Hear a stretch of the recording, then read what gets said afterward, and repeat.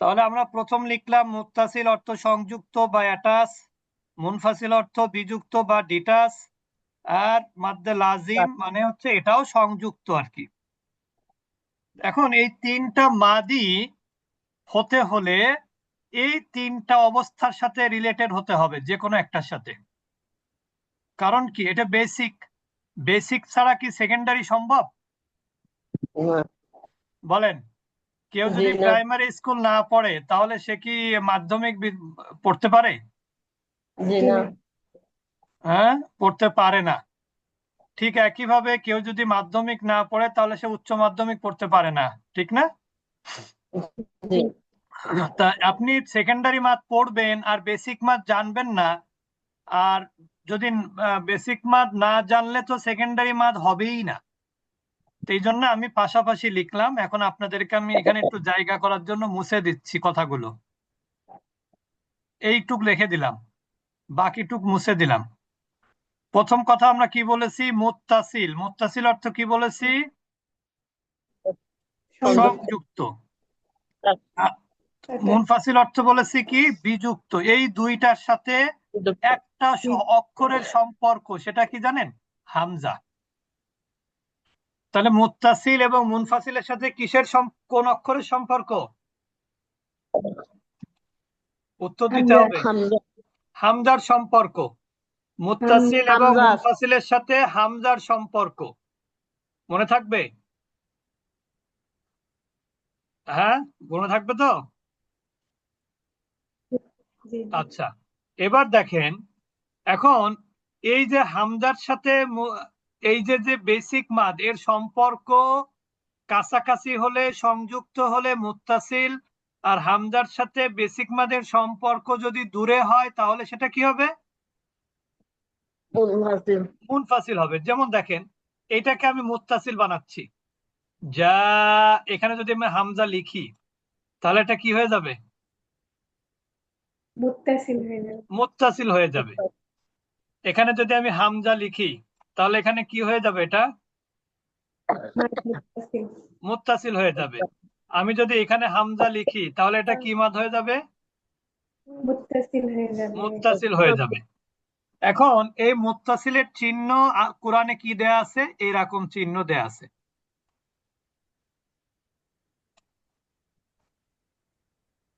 বুঝতে পেরেছেন এবার? জি। তাহলে দেখেন, হামজাটা কি কাছে না দূরে? কাছে। কাছে। কার কাছে? বেসিক মাদের কাছে। বেসিক মাদ কি কি? আলিফ মাদ, ওয়াও মাদ, ইয়া মাদ। আবার খাড়া জবর খাড়াজের উল্টা পেশের পাশেও থাকতে পারে, একই নিয়ম। আপনাদেরকে শুধু এইটা দেখাচ্ছি। তাহলে বেসিক মাদের পরে, অর্থাৎ একই শব্দ, শব্দ কাকে বলে? কয়েকটি বর্ণ মিলে একটা কি হয়? শব্দ হয়। তাহলে এই যা এটা একটা শব্দ না? জি। সু এটা একটা শব্দ না? জি উস্তাদ জি। জি এটা একটা শব্দ না? তাহলে আমরা কি বলতে পারি যে একই শব্দের মধ্যে বেসিক মাদের পরে যদি কি থাকে? হামজা থাকে। একই শব্দে বেসিক মাদের পরে যদি হামজা হামজা। থাকে, তাহলে এখানে বেসিক মাদ কোনটা? আলিফ মাদ। আর তার পাশে কি আছে? হামজা আছে। তাহলে এটা কি মাদ? মাদ্দে মুত্তাসিল। আর এখানে দেখেন সু এটাও বেসিক মাদ। বেসিক মাদ এটা কি মাদ? ওয়াও মাদ। তো ওয়াও মাদের পরে একই শব্দে হামজা আছে না? আছে। তাহলে এটাও মুত্তাসিল। এখানে জি এখানে ইয়া মাদের পরে একই শব্দে হামজা আছে না? তাহলে এটাও মুত্তাসিল। এখন যদি কোনো জায়গায় উপরে মাদের চিহ্ন না থাকে তাহলে কি আপনি মাদ করবেন না? করতে হবে। হ্যাঁ, করতে হবে। হামজা করতে একে। হবে। কারণ আপনাকে কিন্তু চিহ্ন দেখে শিখলে হবে না, আপনাকে কিভাবে শিখতে হবে? নিয়ম জেনে শিখতে হবে। মনে করেন যে এখানে কোন জায়গা মাদের চার আলিফ মাদের চিহ্ন নাই, মুত্তাসিল মানে চার আলিফ মাদ। চার আলিফ মাদ সমান সমান কয় হারাকা? 6 হারাকা। সমান কয় হারাকা? 6 হারাকা। তা 6 হারাকা মাদ যদি আপনাকে করতে হয় তাহলে কি আপনি চিহ্নের অপেক্ষায় থাকবেন, নাকি দেখবেন যে আলিফ মাদের পরে পাশাপাশি হামজা আছে, ওয়াও মাদের পরে পাশাপাশি হামজা আছে, ইয়া মাদের পরে পাশে হামজা আছে, তাহলেই তো আপনি এটা 4 আলিফ মাদ করতে হবে, চিহ্ন থাকুক বা না না থাকুক। তাহলে মুত্তাসিল আমরা বুঝতে পারলাম তো? জি জি উস্তাদ কেউ জি না বুঝলে প্রশ্ন করবেন। এখন আমি আবার একটু বইতে যাব, আমি একটু লিখে দেখালাম আগে। এরপরে আমরা চলে যাব মুনফাসিলে। দেখেন মুনফাসিল কয় আলিফ মাদ? 3 আলিফ মাদ। জালিম মা দেখেন আমি আবার লিখবো,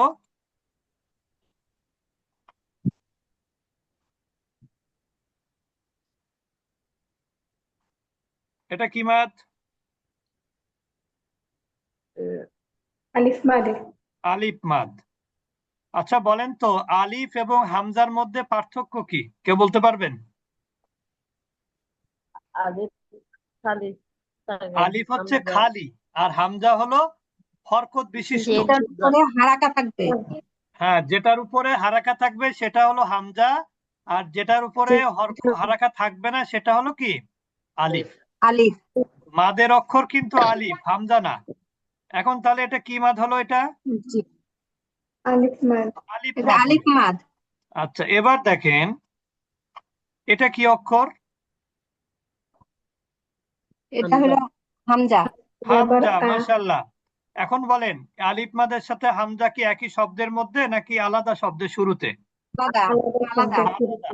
তাহলে আমরা বলতে পারি যে একটা শব্দ শেষ হবে কি দিয়ে? বেসিক মাদ দিয়ে। আর দ্বিতীয় শব্দ শুরু হবে কি দিয়ে? হামজা দিয়ে।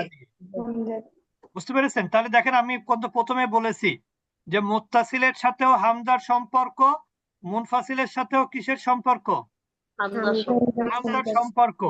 মুত্তাসিলের সাথে হামজার সম্পর্কটা কাছাকাছি, আর মুনফাসিলের সাথে হামজার সম্পর্কটা কি? জুড়ে দূরে। আলাদা। তাহলে দেখেন এখানে আলিফ মাদ, হামজাটা দ্বিতীয় শব্দের শুরুতে, তার মানে হামজাটা দূরে। তাহলে এইটা হবে মুনফাসিল বা 3 আলিফ মাদ। এটা কি হবে? মুনফাসিল বা 3 তিন আলিফ আলিফ মাদ। মাদ। তাহলে 3 আলিফ মাদের চিহ্ন কি? এরকম ঢেউ খেলানো। এখন আমি যদি চিহ্ন না দেই তাহলে আপনি কি 3 আলিফ মাদ করবেন না? করব। হ্যাঁ, কেন করবেন? কারণ এখানে বেসিক মাদের পরে দ্বিতীয় শব্দের হামজা শুরুতে কি আছে। আছে? বিযুক্ত হামজা আছে। এভাবে হামজা বলতে আছে। পারেন যে বেসিক মাদের পরে বিযুক্ত হামজা, আর মুত্তাসিলটা হলো কি? বেসিক মাদের পরে সংযুক্ত হামজা। বুঝেছেন এবার? তাহলে বেসিক মাদের পরে জি আলহামদুলিল্লাহ। যেমন দেখেন এখানে আমরা যদি বলে আরেকবার লিখে দেখাই, তাহলে এখানে হামজাটা কিন্তু সংযুক্ত। এখানে হামজাটা কি? জি সংযুক্ত। তার মানে সংযুক্ত। হামজাটা একবারে কাছে। আর এখানে হামজাটা কি? বিযুক্ত। দেখেন মুত্তাসিল দূরে। তাহলে বিযুক্ত। হামজার জি সাথে সম্পর্কিত হলো মুত্তাসিল এবং মুনফাসিল। জি হামজাটা যদি বেসিক মাদের সাথে সংযুক্ত থাকে তাহলে মুত্তাসিল, হামজাটা যদি বেসিক মাদের সাথে সংযুক্ত না থেকে বিযুক্ত থাকে তাহলে সেটা হলো মুনফাসিল। মুনফাসিল। সবাই বুঝেছেন এবার দুইটা? জি আচ্ছা, মুনফাসিল হচ্ছে 3 আলিফ অর্থাৎ 4 হারাকা। মুনফাসিল কয় আলিফ? 3 মুনফাসিল আলিফ বা আলিফ 4 হারাকা। 4 হারাকা। আর মুত্তাসিল হলো 4 আলিফ বা 6 6 হারাকা। হারাকা। এখন প্রশ্ন হলো, মুত্তাসিল তো জানলাম সংযুক্ত, মুনফাসিল জানলাম বিযুক্ত, তা আবার লাজিমটা আবার কি? লাজিমটাও সংযুক্ত, তবে হামজা না। লাজিমটাও সংযুক্ত কিন্তু কি নয়? হামজা নয়, বরং লাজিমটা হচ্ছে বেসিক মাদের সাথে পরের অক্ষরে যদি কি থাকে? তাজদিদ সুকুন অথবা অথবা তাসদীদ। সাকিন।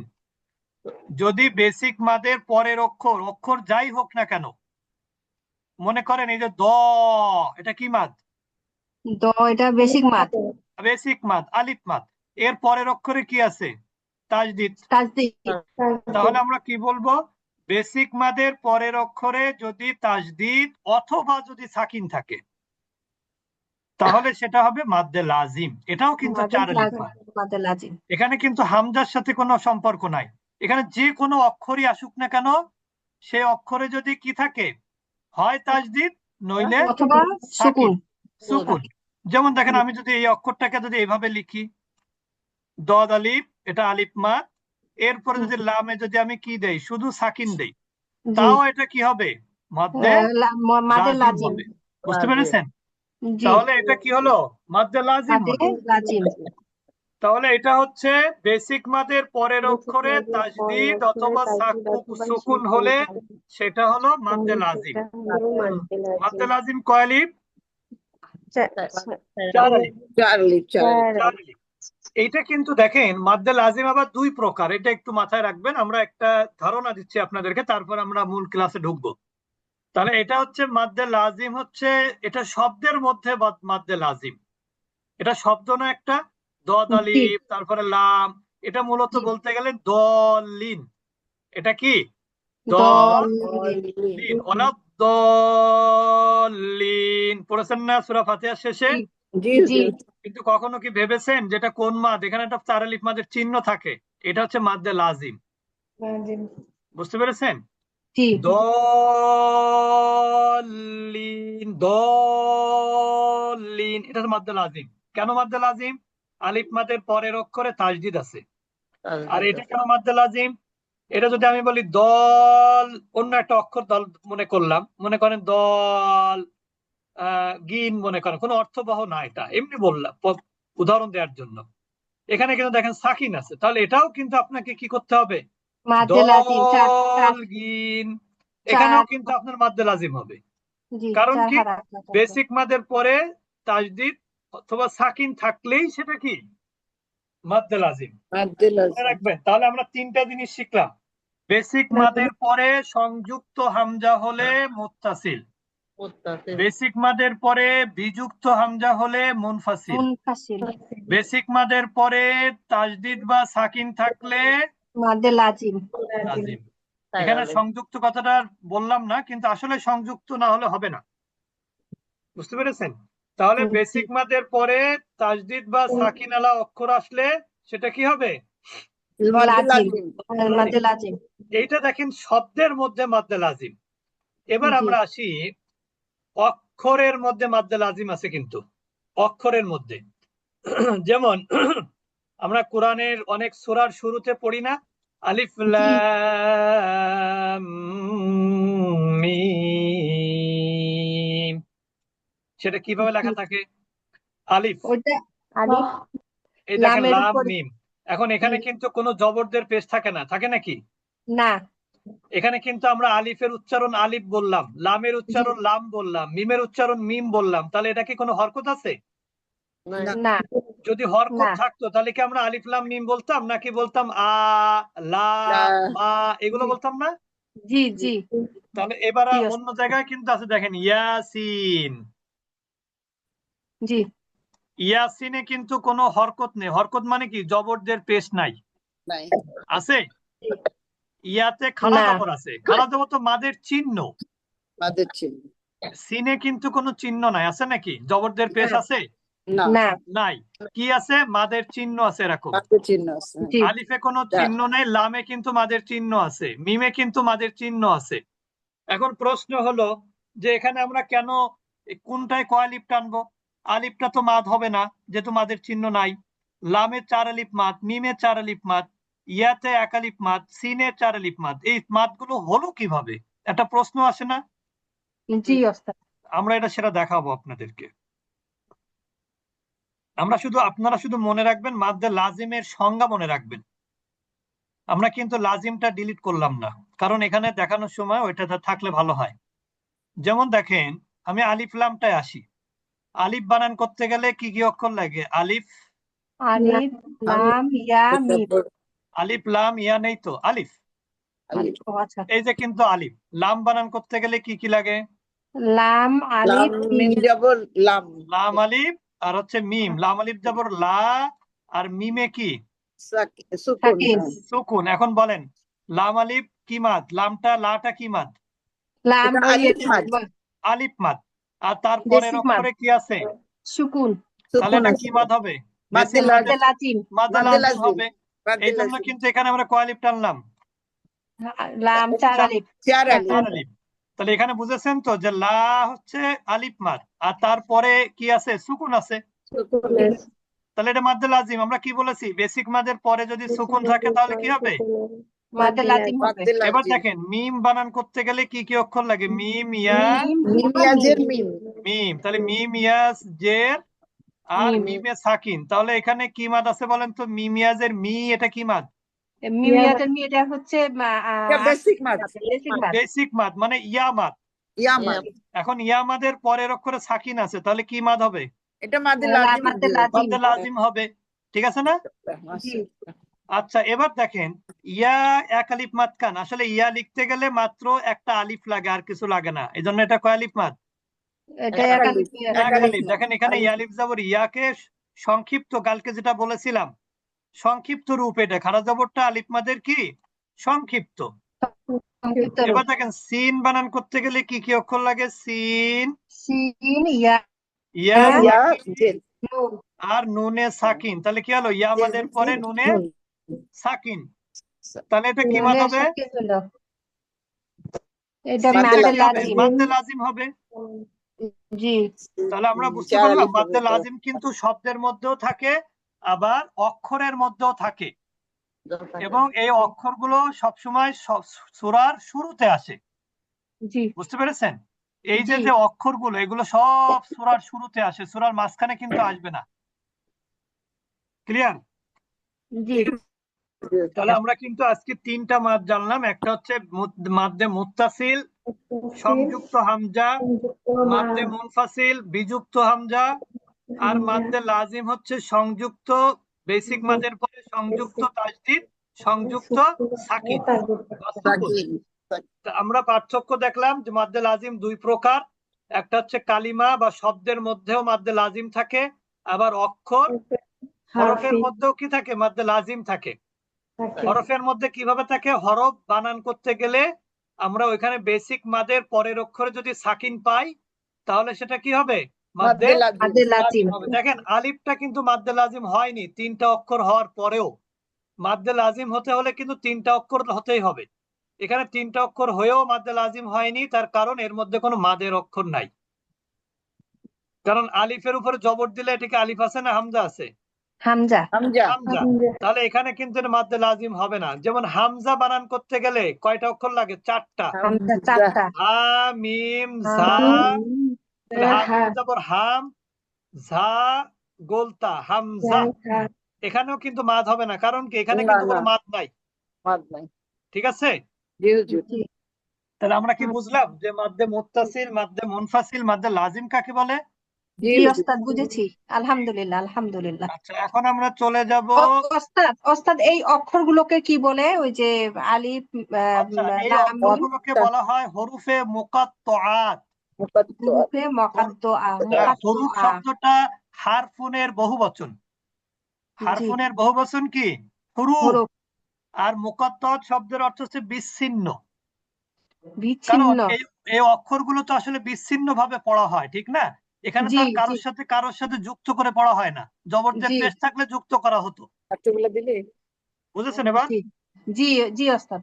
মুকাত্তাআত শব্দের অর্থ হলো বিচ্ছিন্ন। বিচ্ছিন্ন। বিচ্ছিন্ন। বুঝতে পেরেছেন? যেমন আমরা এখানে বিচ্ছিন্ন ভাবে পড়ি, আলিফ আলাদা করে পড়ি, লাম আলাদা করে পড়ি, মিম আলাদা করে পড়ি। এই জন্য এটাকে বিচ্ছিন্ন বলে। কিন্তু যা এটাকে বিচ্ছিন্ন বলা যাবে না। ইন্না এটাকে বিচ্ছিন্ন বলা যাবে না, মুকাত্তাআত বলা যাবে না। কারণ কি? এখানে আমরা জবরদের পেশ দেওয়ার কারণে একসাথে পড়ি, আর এটা আলাদা আলাদা অক্ষর পড়ি, ওই জন্য এটা বিচ্ছিন্ন। সবাই বুঝেছেন না? এগুলো তো ইন্না, এটা তো শব্দ, কালিমা। হ্যাঁ, হ্যাঁ। আর এগুলো তো বর্ণ। বর্ণ সবসময় জি, এগুলা বললো মুকাত্তাআত। বর্ণ সবসময় কি? মুকাত্তাআত। মুকাদ্দা।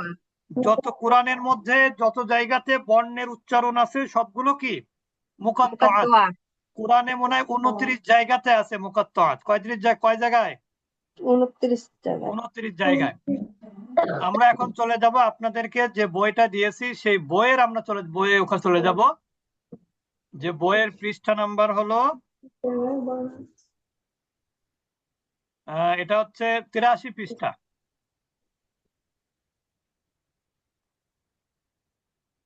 এই যে এইটা দেখেন, এইবার বইটাও দেখবেন। যেমন এখানে দেখেন লেখা আছে মাদ টেনে পড়ার নিয়ম। এইটা হলো মাদ্দে মুত্তাসিল। কোনটা? সংযুক্ত মাদ। দেখেন এখানে সংযুক্ত মাদ, ঠিক। বুঝতে পেরেছেন? এখানে লেখা আছে জি। যখন একই শব্দে আলিফ মাদ, ইয়া মাদ, ওয়াও মাদের পরে হামজা আসে। তাহলে আমরা এখানে দেখতে পাচ্ছি না যে যা আ একই শব্দের মধ্যে কি হামজা আছে না? জি শা আ মুত্তাসিল না? জি মুত্তাসিল। মা আ মুত্তাসিল। সুউন মুত্তাসিল, ওয়াও মাদের পরে হামজা। হাউলাই মুত্তাসিল। উলাইকা, দেখেন এখানে খাড়া জবরের পরে হামজা হলেও মুত্তাসিল, কারণ আমরা কি বলেছি খাড়া জবরটা কিন্তু বেসিক মাদ। জি যেমন দেখেন এখানেও খাড়া জবরের পরে হামজা, এই জন্য এটাও কি হবে? মুত্তাসিল। মুত্তাসিল হবে। আলাই, এখানে হামজা আছে। ওস্তাদ হাউলাই এখানে তো দুইটা মুত্তাসিল মাদ। হ্যাঁ হ্যাঁ, দুইটা মুত্তাসিল। ইবেতি গো উ, এখানেও কিন্তু কি আছে? হামজা আছে। ইয়াশা উ, আমরা কিন্তু আগামী ক্লাসে আপনাদের থেকে পড়া শুনবো এগুলো, এর জি জন্য আজকে একটু ইনশাআল্লাহ। পড়ে দিচ্ছি আমি। এরপর দেখেন আসসামা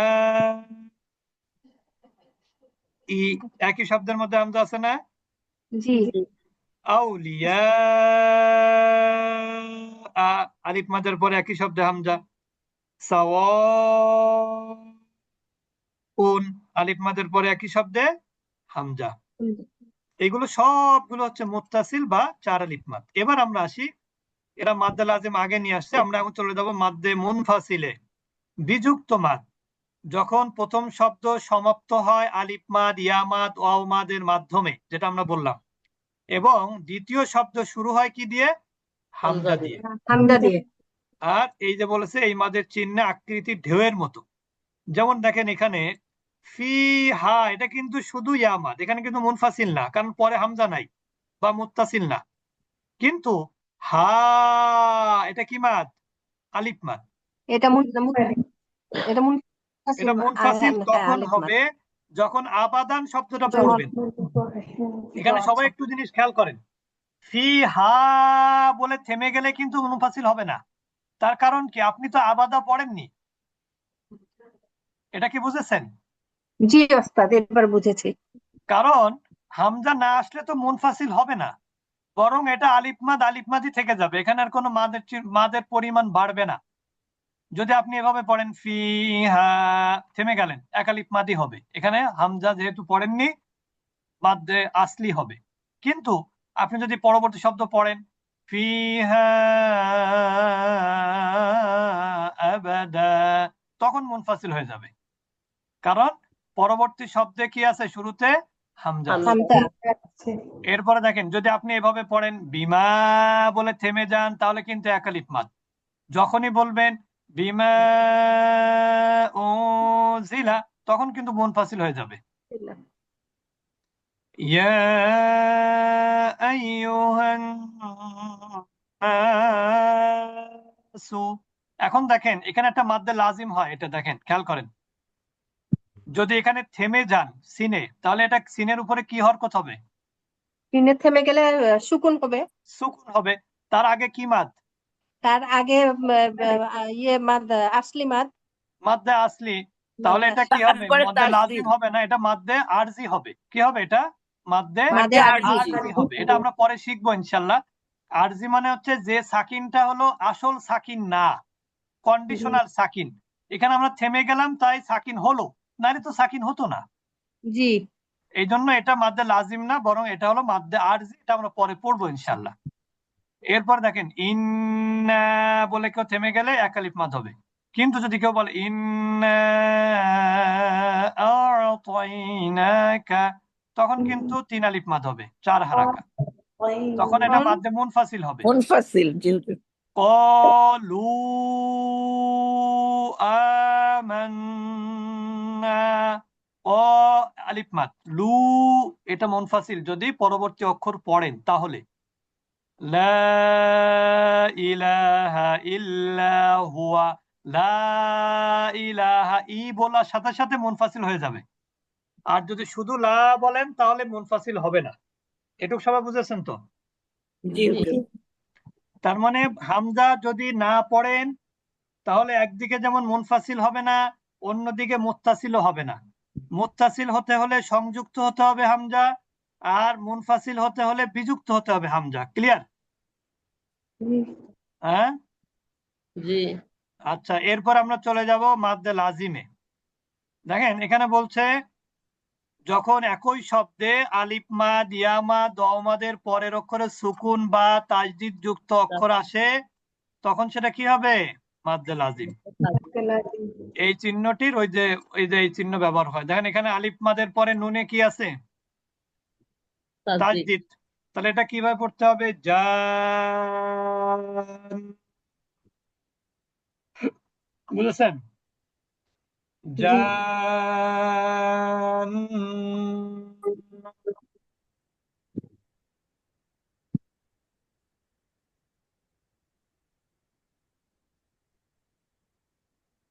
বুঝতে পেরেছেন এবার?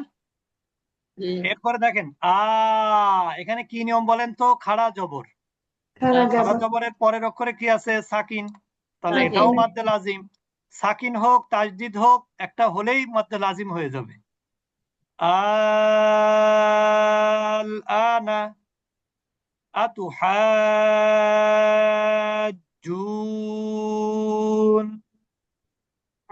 এখানে মাদ্দে লাজিম কয়টা? দুইটা হুজুর, এখানে হাজ মাদ্দে লাজিম, জুন এটাও মাদ্দে লাজিম। দুইটা। কারণ কি? এখানে আলিফ মাদের পরে জিমে তাজদিদ, এখানে ও মাদের পরে নুনে তাজদিদ। তাসদিদ তাসদিদ। বুঝতে পেরেছেন এবার? জি এরপরে দেখেন ওয়ালাদ দল্লিন,